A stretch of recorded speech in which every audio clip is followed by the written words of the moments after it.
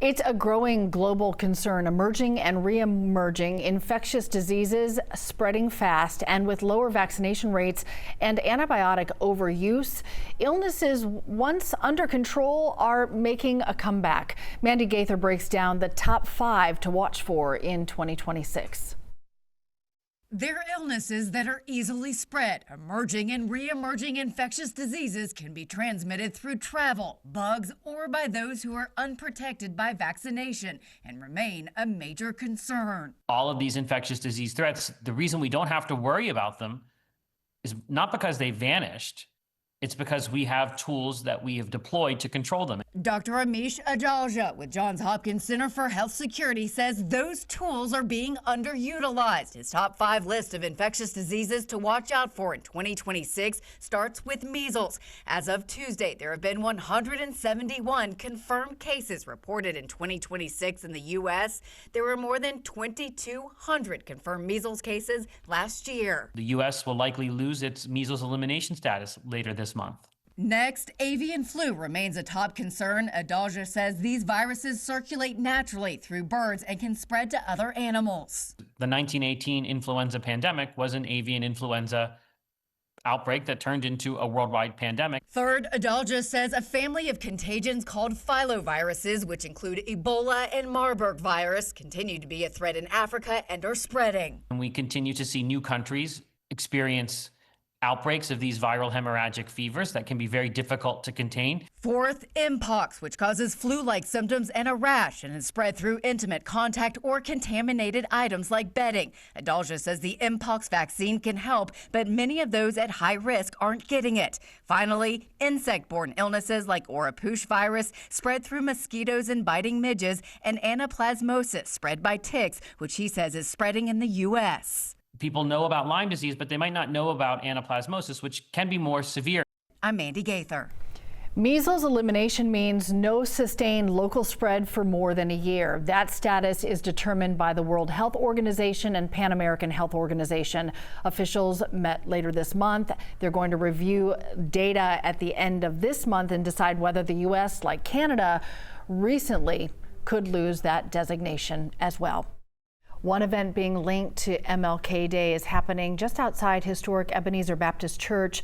The Justice for Cornelius Taylor Coalition continues their week of marking 1 year since Taylor was killed in a homeless encampment, with a demonstration today to connect Dr. King's legacy and fight for human dignity and housing justice. It starts at 1 o'clock at the corner of Auburn Avenue and Jackson Street. In less than 3 months, MARTA will switch to a new fare system called Better Breeze. It will have touchscreen machines and tap-to-pay options, but a heads up for you, if you still have trips left on your old Breeze card, you better use them up soon. Right now, MARTA says installation of the new ticket vending machines, fare gates, fare boxes, all happening at 16 MARTA stations. This April, all riders will transition to the new bright orange Breeze cards, and they'll start using the new machines. So what happens to that current Breeze card? Well, MARTA says any rides or trips loaded on that current Breeze card needs to be used by the end of March, or you're going to lose them. So monthly unlimited Breeze cards, however, are the ones that will be honored. Those are the only ones that can be transferred to the new Better Breeze system. So again, only if you have an unlimited Breeze card will that all carry over. After the launch, everybody will convert over to a Better Breeze. You won't use your old Breeze card, you'll use the new bright orange Breeze cards. And then after the World Cup, after we go into a construction moratorium, we'll come back and replace the other half of our fare gates and fare arrays. All right, so a lot of changes for riders and changes for the organization too, as the search for the next CEO is still ongoing. If you need to learn more on all of the changes coming, marta.com/betterbreeze is the place to go. You can also sign up for weekly alerts and updates on construction progress straight to your phone. On this Monday, the Pentagon is preparing some active duty troops to possibly deploy to Minnesota. The order is a precaution in case President Trump invokes the Insurrection Act in response to ongoing protests there. A human rights agency says almost 4,000 protesters have been killed in Iran since anti-government demonstrations started there more than 3 weeks ago. They also claim more than 24,000 people have now been arrested. At least 39 people are dead and dozens of others injured this morning after a high-speed train collision in Spain. A train heading to Madrid with more than 300 people on it derailed, and it was hit by an express train traveling south. Investigators continue to look for the person who stabbed a woman to death at a home on Donald Lee Hollowell Parkway Northwest just after 9 Saturday morning. If you know anything about this crime, Atlanta police want to hear from you. Voters in South Central Georgia will head to the polls tomorrow for the State Senate District 18 special election. It's to fill the seat of former state Senator John Kennedy, who's running for lieutenant governor. One Democrat is facing 4 Republicans. They say a picture is worth 1,000 words, right? And in a small town in South Carolina, one man is making it his personal mission to ensure African American history in the state will be able to speak for itself forever. NBC News' Marquise Francis has the story. Cecil Williams has captured decades of history. I remember me begging my mother for a camera that was advertised in Sears Roebuck that cost $75. The 87-year-old photographer documented the civil rights movement in South Carolina. A tapestry of time. Dr. Martin Luther King Jr. and Coretta Scott King, Jesse Jackson, Thurgood Marshall.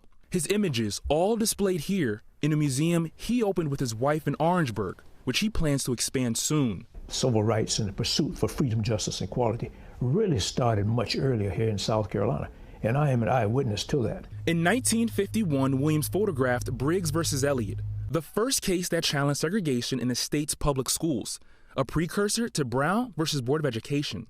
And these are the shell casings from the 1968 Orangeburg massacre, where police officers killed 3 student protesters on a college campus. What do you feel like is the power of an image and the power of photography? I think that the power of photography is often overlooked.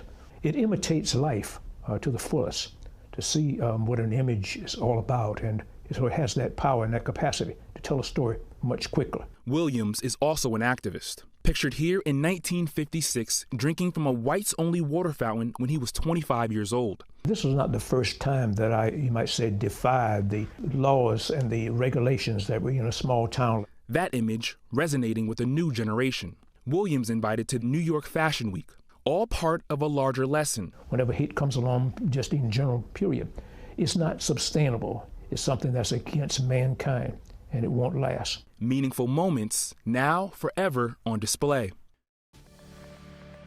We're going to see those temperatures rise into the 40s. You're looking at 46, right, for a high temperature in Atlanta, 50 up toward Rome, 41 in Blairsville. So we'll see those temperatures below average for this afternoon, coupled with the wind, and it's going to feel much colder out there. We got a couple clouds back off to the west of us, but not causing too much of a problem at all. We are watching a front as it makes its way a little bit further down to the south. This will move through here by the wee hours of the morning on Tuesday. Notice that high pressure over here toward the south and west of us as well. Notice those winds. There they go, starting to pick up a little bit out of the northwest or westerly winds coming in for today. Dry today, quiet. Sort of, right? Except for that wind and the cold air. We'll do it again for tomorrow. Pretty much the same. Mostly sunny skies, and we'll have temperatures on the cold side. But then that rain chance starts to pick up a little bit as we head into Wednesday, Thursday, Friday. Now, our temperatures will go up as well, so that's some good news there. Here's the forecast track model. It shows mostly clear skies. Here comes that front that's moving through. This is by 1 o'clock in the morning. So that moves through, just adds a few clouds briefly, and then they're gone. We'll get the sunshine all day on Tuesday, looking good. Going to start off with the sun on Wednesday, but then we'll turn our attention back off to the west. Got a couple clouds that will be moving in by noon into our far northwestern counties. That rain will follow. So we'll get the clouds in here by 4 o'clock in the afternoon. After the sun sets is when that rain will come in, scattered or isolated showers at best, but it will linger right on into Thursday. Thursday afternoon should clear out, then by Friday, another chance. And then as we head into the weekend, the rain is still around, but our temperatures will be falling off. Something we'll have to watch as we get closer to the weekend. For now, just enjoy the cold, sunny weather. Breaking news in the sports world here in Atlanta this morning. The Atlanta Falcons just announced within the last hour that it is keeping Jeff Ulbrich on as defensive coordinator. Under Ulbrich, the Falcons set a franchise record in 2025 with 57 sacks and saw a rookie pass rush class deliver 17.5 sacks, among the best in NFL history. He'll now work with new head coach Kevin Stefanski, whose hiring was announced over the weekend. No word on the details of Ulbrich's deal. By now, you have probably seen those driverless Waymo vehicles all over the city. They debuted here in Atlanta last May, have mostly made headlines for sometimes failing to stop at school buses or randomly stopping in intersections. So has the outrage over their mistakes been justified? 11Alive's Doug Turnbull went looking for answers from Georgia Tech's transportation expert. Waymo operates in 10 cities and has sometimes drawn eyeballs for the wrong reasons. Last year, 11Alive reported on incidents of the vehicles running school bus stop signs here in Atlanta. Some Georgia lawmakers now want to curb the cars as Waymo works on software updates. But as this video here shows, Georgia Governor's Office of Highway Safety data finds that some 9,000 Georgia drivers run school bus stops daily. So, are Waymo's standards being held too high? When they see such, Waymos and other such autonomous vehicles failing to reach those levels, there's a natural sense of unease that they would experience. That trust gap with a machine and without a driver to hold accountable causes this unease. PETA has studied transportation technology for nearly 40 years and runs this Georgia Tech lab with driving simulators, which measure how human drivers perform in different conditions, including with autonomous vehicles.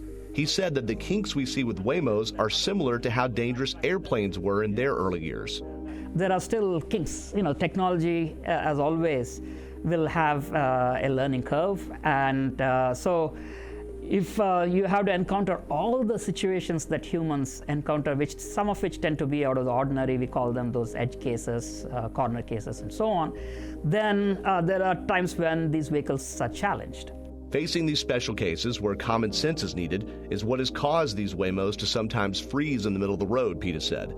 He believes that more data and experience will only make driverless cars better, and they will be even safer when they are interacting with each other more than human drivers.